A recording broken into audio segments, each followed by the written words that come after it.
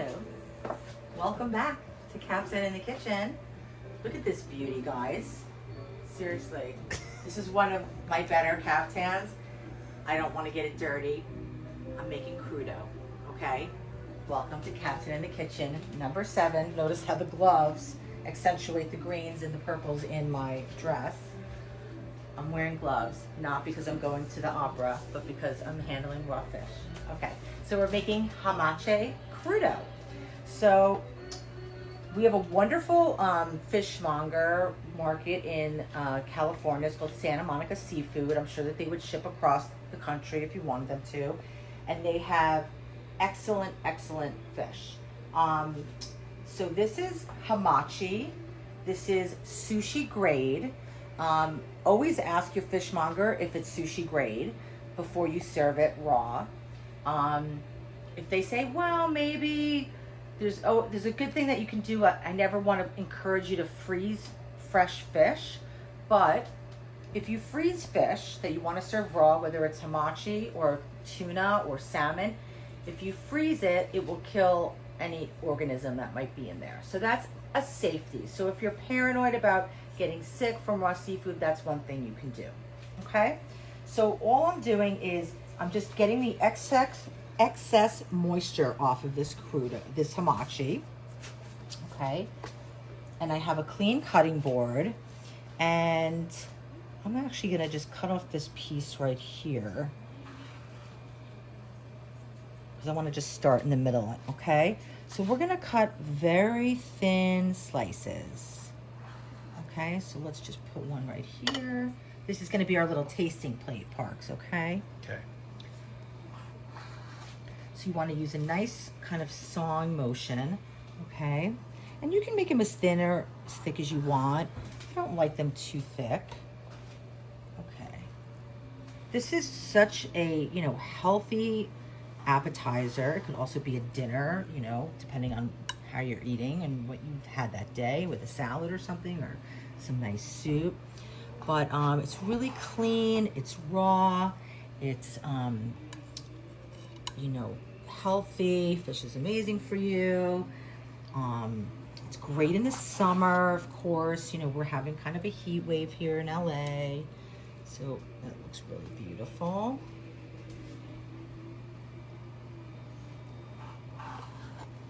Put a couple more here for us, Parks, because I know you're gonna go crazy for this. So this, you could call this sashimi, you can call this crudo. I'm gonna save this for another application. Just a wet paper towel. I'm just gonna wipe that excess off my knife. Okay. So just look at that already, like how beautiful that is, right? It's really clean. You can do this with tuna. I'm gonna take my gloves off now. And to this, I'm gonna add just a couple components to add some flavor, right? So first I have this little baby red bell pepper. And honestly, like, this is what's fun about doing something like this, crudo or a tartare or sashimi, whatever you want to call it, is you can add what you like. You know what I mean? You could add sauteed enoki mushrooms, you could add chopped tomatoes, you could add figs. I mean, you could add olives, you could add capers. There's so many different things that you can add to this that would be delicious, because the fish has a really beautiful flavor, and we don't want to mask it too much, but we want to give it a little bit of something, right? Okay, so I just cut those into a nice julienne, and I'm turning my peppers to the side. And Parker's always amazed how I do this. And I'm going to make a very, very small brunoise, which is just a French term for tiny dice, small dice, okay? I went to the French Culinary Institute, which actually just closed its doors. It's very sad. Graduated in 1995, a long time ago. And I still have friends from the school, and it was one of the best experiences of my life. It changed the course of my life completely, and it was just a wonderful experience. I was never more excited in my life to do homework. I was straight A student. I graduated #1 in my class, and I've never been more passionate about anything in my life up until that point. So it was really exciting, except maybe going to concerts and seeing music. Okay, so we have that beautiful brunoise of peppers. What do you think of that, Parks? That's pretty. Okay. Tiny. Yeah. And then we're just going to use a small amount of this scallion. So I'm going to cut this. I just want everything really small and delicate. Okay. So I'm cutting this into 4s. And I'll also cut that into a small brunoise.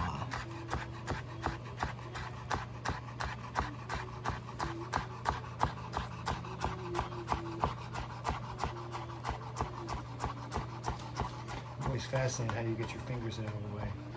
Well, I'll tell you, Parker, that's a good question. So, the reason why chefs can actually, and I don't encourage you to not look down when you're using a knife or anything sharp, but the reason why chefs don't generally cut themselves after they have experience is because when you're cutting, you want to use your fingers as a guard. So that's why I have really short nails, because if I had nails, it would just make it a little more difficult. So I always have my nails below where my fingertip would sit on the cutting board, right? So we do that, and instead of doing this is what most people do, okay? Can you see that? What's gonna happen, I'm either gonna cut off the nail that has nail polish on it, or I'm gonna cut off a little bit of the tip of my finger, God forbid, right? So what you're gonna do is, and you may not notice this because you're not looking closely, but what chefs do is they put their fingertips down, and then they just naturally let the knuckles of their fingers become a guide. So if you look from this side, Parker, if you come around this way, there's a space between my fingers and the knife that it's almost impossible for me to cut my fingertips as long as I'm keeping them pressed down. Yes. And this middle finger is jetted out just slightly, and that's basically what I'm holding my blade against. So the middle finger is what you're going off of. Right. I mean, you want to do it for all of them, because I can have my middle finger like that, but still have this finger like that, and then boom, right? Yeah. So, maybe we'll do a little knife skill class. But basically, I could do this all day and look over at you, and I know I'm not going to cut anything because it's against my knuckle. Okay? Okay. Great tip. Thank you for that. Great tip. Great question, Parks. Glad you're paying attention today. Okay. We're going to put a little bit of lemon juice on here. So I'm just going to cut the end of each one off just so we have enough. Oops. Okay. And then we're also going to put some fresh thyme, which will be really pretty. So I'm just taking that off the stem just by gently gliding it off. Okay. And not a lot, thyme is pretty strong. Okay, so that's, but I'm not going to chop it up. It tends to turn black once you do that, and it's just a very small amount. I also have some of these beautiful purple flowers from my garden, and I have some caviar. It's not an expensive caviar, so we're gonna top it with that also. And you always want to use either like a ceramic or plastic or pearl spoon, whatever you can get your hands on, even a disposable plastic spoon when you're in caviar. You don't want to put it against metal, so never use your regular spoon, like your houseware spoons, okay? So always use something, and honestly, like if you don't have a spoon that fits that guideline, use the end of a straw, right? You can just like cut it and make like a little bit of a spoon out of it. Okay, and then I also have some Hawaiian rock salt, which is this really beautiful salt. It's like a volcanic salt. It's from Citarella in New York. Hopefully they're still open. I don't know what's going on in this world. And then we have some extra virgin olive oil. And then lastly, and I'm cutting this last because I didn't want to contaminate my board with a serrano pepper all over, but we're gonna do just super, super paper thin circles, or you could do a small dice, a brunoise, as we discussed before. Or if you don't like spicy, you can leave it out. Okay, guys? So that's it. Right, so this is what we call our mise en place, right? I have everything set up in place right now to garnish this and make a beautiful crudo. So the first thing I want to do is I'm going to add a little bit of extra virgin olive oil, which is going to give it some really beautiful flavor. I'm going to add some of our red pepper. And you know what's cool about this, you guys? You can do this, you can cut the fish way in advance, get all your mise en place ready. You can even slice your fish in advance and put it on a plate and put it in the refrigerator, cover it with plastic wrap. And then when your guests come, you can just do a quick garnish and you can have this as, you know, an appetizer, an hors d'oeuvre. I mean, this will just, it's so fancy. People would be really impressed. I know I would be. If I came to your house, I'd be psyched. Okay. Especially in the summer. Okay, so this is our scallions. I'm gonna put some over here. Okay. Then we're gonna put a little bit of lemon. Just a little squeeze, and if you wanted to, you could put the zest of a lemon on there. That would be really nice. You could put grapefruit on here. You could put orange. You could put clementine, tangerine. Any kind of citrus would be good. If you wanted to, you could put vinegar on here. If you don't like citrus so much, if you prefer that, that's totally fine. Okay, what else are we gonna do, Parks? We're gonna do some caviar. We're gonna do like a little spoonful on each one.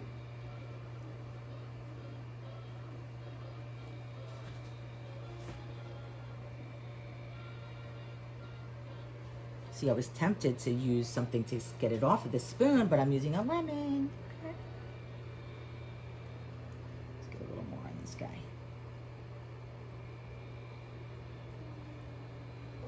Okay, so I'm gonna put just one piece of jalapeno on the fish. Okay, so lastly, we have the caviar, so we don't want to put too much, but we're going to put a little bit of this salt on. Oh, that's the black Hawaiian salt? The black Hawaiian salt, and that's going to really help bring out the flavor of the fish. And so will the caviar. So that's nice, okay? And you could put like pink Hawaiian salt on here would be great. I'm just doing this to make a little extra garnish on the plate. Just for fun, because it pops. Okay, and then we have our thyme. You see, what am I doing, Parker, right now? Layering the flavors. Thank you, A student. I am layering the flavors. I'm your only taught student you right well. You're not my only student. I have a lot of people out there. In this room. Well, there's a lot of people in the room. Everyone's watching. That's true. And thank you. You're paying attention. You get an A for the semester. In real school, if I had been asked that question, I probably would have gone, huh? Oh, that's not true. Yeah, probably. I was very distracted in school. I'm sorry to hear that. Okay. That's really beautiful.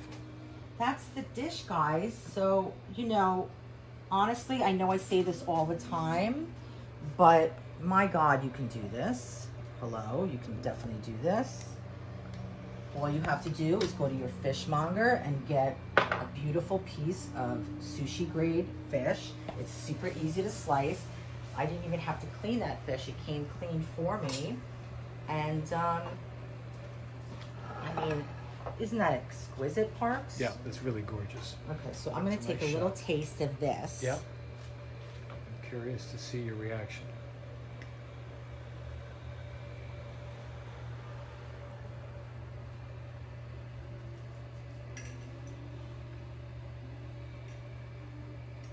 Fantastic.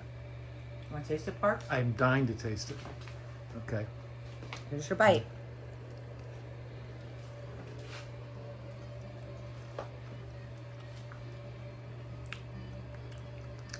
Oh. You know, this is what's really cool about this. So it's cold and cooling, and it's summer here, coming up on Labor Day. It's got, the fish is really rich, right? It's just got like a richness, like a creaminess, almost a little oiliness to it. And what kind of fish was this? It's hamachi. Is that a tuna? It's a tuna. Okay. And the caviar gives it, you know, more of what you would think a fish would give you, this briny kind of fishy flavor, but it's not from the hamachi, it's from the caviar. And then the little caviar gives you the pops in your mouth, those little pops. Yeah. And then the jalapeno gives a little spice. And then, you know, the scallions and the peppers just give a little crunch and flavor. But it's the olive oil, lemon, and salt that really elevate this. It's so good.